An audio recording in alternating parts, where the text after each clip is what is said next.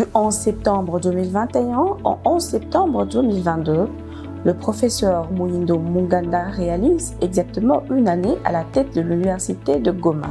Et à sa tête, il y a eu différents recteurs, et à la tête donc de différents comités de gestion. Le tout premier avant que ce ne soit l'université de Goma, c'était celui du professeur Kisangani. Il a été suivi du professeur Gakuru, qui a été remplacé par le professeur Sebagenzi et qui a été aussi remplacé par le professeur Segiobe et lequel a été remplacé par le professeur Munyanga que j'ai aussi remplacé à partir de l'année passée. Il n'a pas oublié ses prédécesseurs pour les bases qu'ils ont posées, les membres de son comité de gestion, les agents, les étudiants et les différents partenaires pour la collaboration, l'esprit de sacrifice et l'amour de la République. Et chacun a pu réaliser ce qui était à la hauteur, évidemment, des opportunités qui lui étaient offertes. Le professeur Kisangani, c'était le fondateur carrément. C'est lui qui a amené l'université à exister parce que c'est à ce temps que l'université va avoir tous les documents nécessaires pour pouvoir fonctionner. Lorsqu'il va être remplacé par le professeur Gakuru, il va renforcer ses acquis et notamment en dotant l'université de certains terrains. Lorsque le professeur Sebagenzi va arriver, il va amorcer les travaux de construction de l'Unigom. Il y a 3 salles qui sont à Mugunga qui avaient été construites de ce temps avec la collaboration des agents. Et dans l'entretemps, le professeur Sebagenzi devrait se rappeler de lui comme celui qui a installé la faculté des sciences sur tous les départements de géologie. Il a renforcé sur le plan personnel et aussi à travers ses différentes relations. Après lui est venu le professeur Segiobe. Celui-là, il a beaucoup travaillé surtout sur l'aspect de la connexion de l'université avec les institutions nationales et internationales. Il a beaucoup travaillé sur la coopération. Il a aussi beaucoup travaillé sur la qualité des enseignements. Parce que c'est de ce temps que l'université de Goma va enregistrer l'arrivée de plusieurs professeurs visiteurs venant de tous les horizons. C'est à ce temps que l'on va voir aussi l'université de Goma commencer à augmenter le nombre de son personnel qualifié. Et à côté de cela, il faut lui reconnaître d'avoir stabilisé aussi juridiquement le patrimoine de l'université qui existait.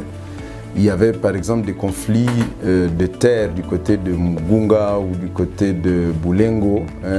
Juriste qu'il était, il a réussi à stabiliser cette question. Après lui est venu le professeur Munyanga. À son actif, ce qu'il a vraiment ajouté, c'était surtout la formation en médecine. C'est de ce temps que l'université de Goma va rentrer dans un consortium qui organise le 3e cycle en médecine, et c'est de ce temps aussi que l'école de santé publique va naître. Donc s'il faut parler du professeur Munyanga, c'est de ce temps que l'on a préparé les bases qui vont faire que l'université de Goma produise ses premiers docteurs, ses premiers professeurs en médecine, et c'est autant d'acquis que nous sommes venus renforcer. Ce comité de gestion de l'université, piloté par le professeur Warrior Muhindo Munganda, a un bilan largement positif. Et lorsque nous sommes arrivés, dès le départ, nous avons dit que l'université de Goma devrait être à la hauteur de ce que représente le contexte dans lequel elle fonctionne. L'université de Goma fonctionne dans la ville de Goma et comme tout le monde le sait, c'est une ville qui est en train de devenir la 3e de la République. L'université de Goma devrait devenir, si pas la 3e, mais au moins parmi les 3 premières de la République. Le contexte où fonctionne l'université de Goma, c'est le contexte transfrontalier. C'est une université située aux côtes avec les pays comme le Rwanda, à l'entrée carrément de la République démocratique du Congo lorsqu'on vient de l'Est. D'habitude, lorsque vous venez de l'Ouganda ou que vous venez du Rwanda, ou peut-être quelque part aussi de la Tanzanie ou du Kenya, et que vous demandiez s'il y a des universités au Congo, la possibilité que l'on vous parle d'abord de l'université de Goma, elle est très élevée. Et c'est dans ce contexte que nous avons pensé qu'il était important dans notre politique générale d'insister d'abord sur la dotation en infrastructure qui faisait défaut à l'université de Goma. Je vous ai cité ce que le professeur Sebagenzi avait fait, c'était 3 auditoires, ou ce que les prédécesseurs avaient fait, prédisposer des terrains. Nous sommes arrivés à l'université de Goma, il y avait 4500 étudiants et 3 auditoires en propre et un bâtiment dans lequel la promiscuité était exagérée. Le fameux Kinyumba, il y avait presque tous les établissements publics. Alors, il fallait doter dès le départ l'université d'une autonomie infrastructurelle. Et c'est la raison pour laquelle, dans un premier temps, nous avons immédiatement construit autour de 45 salles au niveau de Mugunga. Ça nous a pris juste 4 mois et c'était sur fonds propres, sans aide extérieure. Et c'est juste l'argent que les étudiants payent pour la construction que nous avons utilisée à cette fin. Et par la suite, nous, avec l'appui du ministre de l'Enseignement supérieur, nous avons pu avoir le fameux Kinyumba en propre pour la faculté de médecine de l'université de Goma. Évidemment, l'état des sièges, le gouverneur de province, le général Constant Ndima, nous a été d'un appui qu'on ne peut pas ignorer parce que c'est lui qui a signé le document qui a attribué définitivement cet espace à l'université de Goma. Et dès que nous avons eu ce deuxième espace, il était possible de commencer immédiatement à y construire une clinique et elle est en cours de construction. Il nous a été possible d'y construire aussi le laboratoire qui va être bientôt inauguré. Et tout cela va aller dans le sens de la construction de la faculté de médecine parce qu'il faut le rappeler, la faculté de médecine de l'université de Goma est parmi les rares meilleures de la République démocratique du Congo parce que lorsqu'on en a fermé partout dans la République, celle-là, pas qu'elle ait été repêchée, elle a été retenue parmi les 16. Et alors, retenue parmi les 16, il fallait créer un cadre dans lequel cette faculté peut fonctionner. Et cela date d'une année depuis le nouveau comité de gestion qui est en train d'œuvrer pour le moment. Ces progrès ont été bénéfiques pour nous les étudiants personnellement, nous de médecine. Et en dehors de ça, il y en a qui font d'autres facultés, genre, c'est pas société et autres, qui sont en train de se retrouver dans des conditions vraiment favorables en ce qui concerne les auditoires. Auparavant, on ne savait pas où aller pour faire nos stages professionnels de vacances. Mais dorénavant, c'est déjà une très bonne chose parce qu'on aura là où nous allons nous exercer, nous allons étudier en pratical. Tantôt on étudiait de manière théorique, on ne faisait qu'apprendre les choses en général, tandis qu'aujourd'hui avec ces cliniques, on saura apprendre en faisant, comme ça se dit, learning by doing. Dans cette année, ils viennent de faire de grandes réalisations, et notamment il y a la construction des auditoires à Mugunga, 45 auditoires, une clinique universitaire en pleine construction. Nous avons un laboratoire en pleine construction. La vision, c'est celle de voir l'université embrasser la ville de Goma, partir du nord de la ville et vers l'est. Nous sommes en pourparlers avec les notables de Nyiragongo pour que de ce côté-là, l'on puisse y avoir un terrain où on va construire la faculté d'agronomie, parce que la vocation agricole se trouve du côté de Kibumba et dans le Rutshuru. Et au centre-ville, évidemment, c'est là que nous allons avoir nos bureaux administratifs, la faculté de médecine au Kinyumba, comme je l'ai déjà dit. À Mugunga, là où nous avons construit les 45 auditoires, c'est là qu'il y aura les sciences sociales en général, le droit, l'économie, les sciences politiques, ainsi de suite.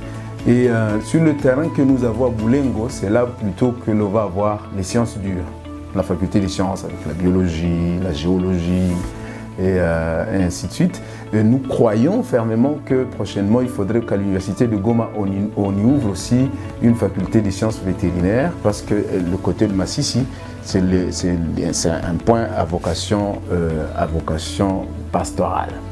Et de cette manière, l'université pourra embrasser la ville et servir la ville dans ses proximités. Il a conclu en disant que ce que l'UNIGOM réalise est la preuve qu'on doit garder l'espoir, comme elle, Également, la province du Nord Kivu et la République démocratique du Congo peuvent espérer un changement. D'autre part, il fallait qu'on essaie de voir si on peut rationaliser la gestion de l'université. Il y avait une certaine irrationalité, surtout dans les recrutements du personnel. Et de ce côté-là, vous pouviez voir une Unigom qui avait 1000 agents et 4000 étudiants, c'est-à-dire 4 étudiants pour un agent. Ce qui rendait difficile la gestion de l'université, tant il est vrai que ceux que nous avons remplacés étaient obligés de dépenser autour de 95 000 $ chaque mois pour payer les agents, qui étaient parfois aussi inopérants, parce qu'il n'y avait pas de travail pour 1000 personnes. Et ça faisait qu'au bout de 10 mois, l'université avait déjà dépensé autour de 950 000 $, alors que son budget s'élevait à 1,3 million ou 1,5 million, ce qui rendait difficile les investissements, ce qui rendait difficile que les idées que mes prédécesseurs avaient soient rendues en réalité. C'est la raison pour laquelle, au niveau de l'université de Goma, nous avons dit qu'il faut rationaliser cela. Nous ne l'avons pas fait selon nos sentiments.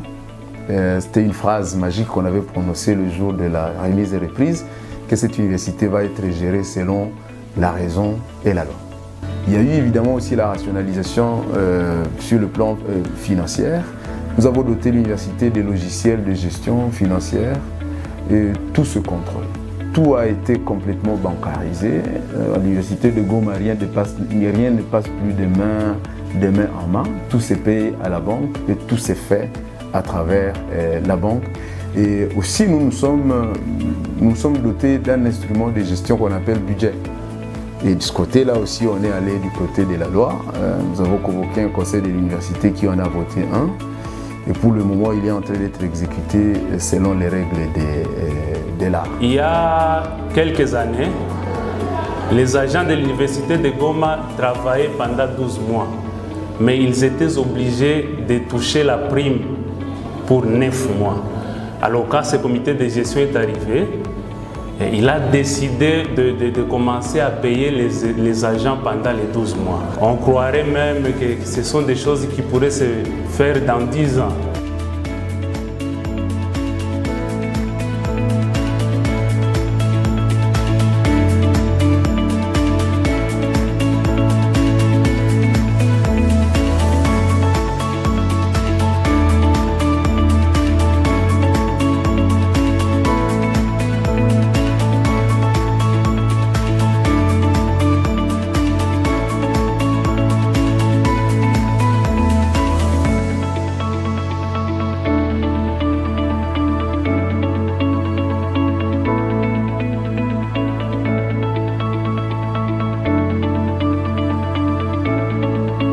Le troisième volet sur lequel nous avons commencé à travailler, c'est le volet de la capacitation, de nos agents.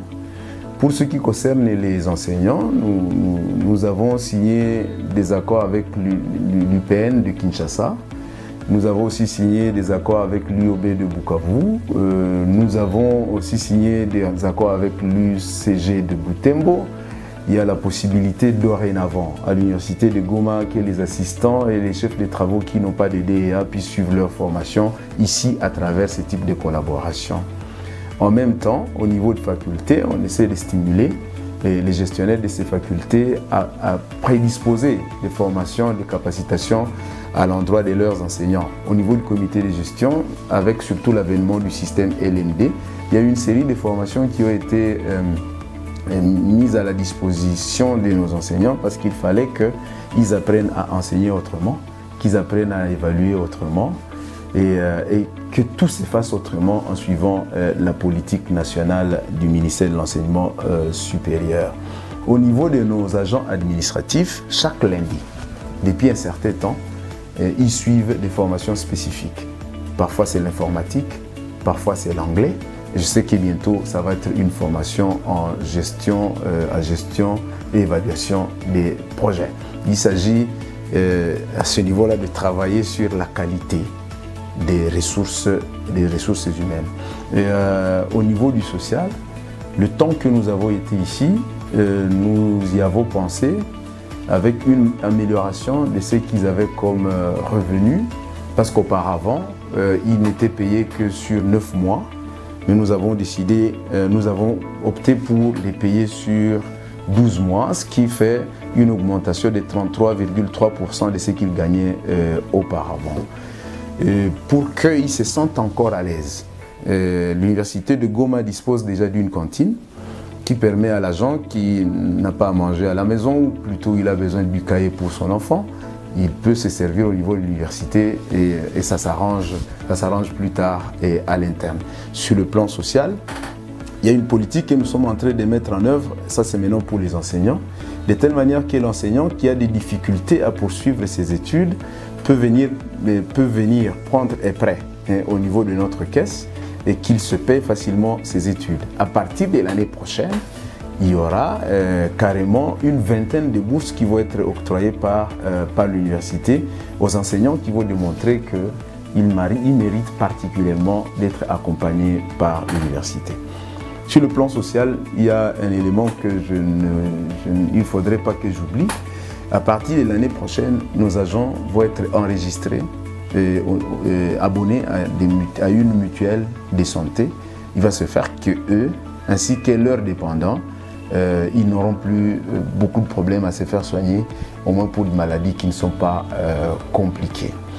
Donc, comme vous voyez, la réforme que nous avons mise en place, même si ce qui est trop visible ne concerne que les aspects infrastructurels, mais il y a aussi les aspects de la rationalité de la gestion, tant les ressources humaines que les ressources matérielles.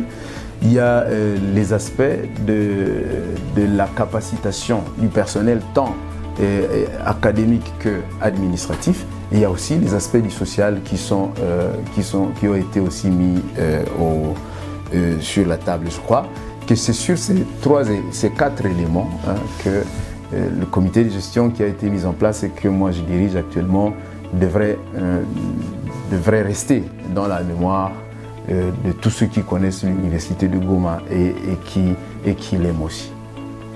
Quant aux perspectives d'avenir, l'UNIGOM compte accueillir plusieurs autres étudiants venus de partout. Le recteur, professeur Munganda, promet ajouter de nouveaux bâtiments modernes pour faire de son université une référence en RDC. Dans le futur, mais les bases sont déjà là, nous voudrions que l'université de Goma réponde à certains défis qui se posent dans les milieux. S'il faut donner les chiffres, c'est que l'université de Goma a une capacité d'accueil de 25 000 étudiants. Nous disposons déjà d'un arrêté autorisant l'université de Goma à organiser le 3e cycle à volcanologie et gestion des risques et des catastrophes.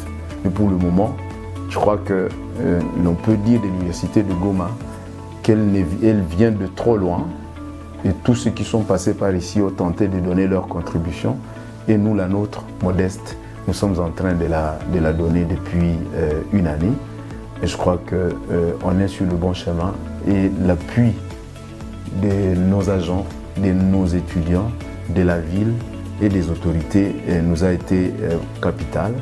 Et c'est cet appui qu'il faudrait qu'on continue à solliciter parce que l'université de Goma est en train de démontrer qu'elle peut participer à la transformation de la société si elle est appuyée et si des intelligences se mettent ensemble pour appuyer la vision que nous avons présentée brièvement.